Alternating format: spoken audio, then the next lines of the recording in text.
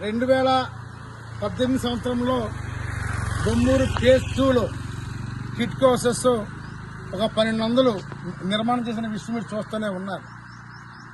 ఇది ఇప్పటికీ 6 సంవత్సరాలు పూర్తవుతుంది. 6 సంవత్సరాలుగా లబ్ధిదారులకి బ్యాంకులు కట్టడానికి ఒక పక్క కట్టలేక, ఒక పక్క బ్యాంకు వాళ్ళందరికీ ఫోన్లు చేసి వాళ్ళకి మీకు నోటీసులు ఇస్తున్నాం, వడ్డీ పడిపోతుంది అని ఒక పక్క బెదిరింపు జరుగుతున్నాయి.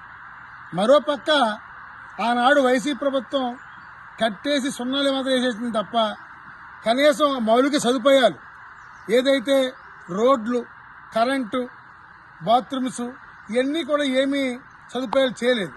ఇప్పుడు కొంత అయ్యింది, ఇంకా నీకు సేఫ్టీ ట్యాంక్ కానీ ఇంకా చాలా సమస్యలు ఉన్నాయి. ఒక పక్క ఇటు దిగపోవడం వల్ల కట్టిన బిల్డింగులు మరలా పాడైపోతున్నాయి. ఇంత ప్రజాధనం అంతా దుర్వినియోగం అయిపోతుందనే మా ఉద్దేశం.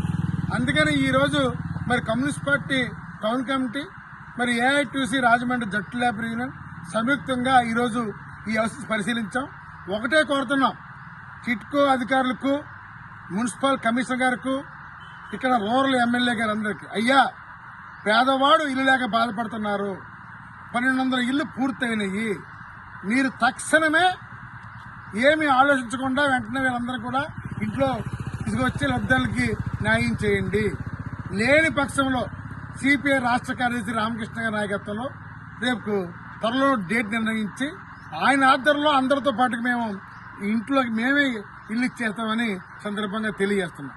తాటిపాక మధు సిపిఐ జిల్లా కార్యదర్శి, కె రాంబాబు సిపిఐ జిల్లా సహాయ కార్యదర్శి, జట్టు లేబర్ యూనియన్ అధ్యక్షులు, నగర కార్యదర్శి వి కొండలరావు, నగర సహాయ కార్యదర్శి సప్పారమణతో పాటుగా మహిళా సమైక్య జిల్లా కార్యదర్శి, నగర కార్యదర్శి లావణ్య, యూత్ ఫెడరేషన్ నాయకులు, సంఘం అధికార పరిషత్ నాయకులు అందరూ పాల్గొన్నారు.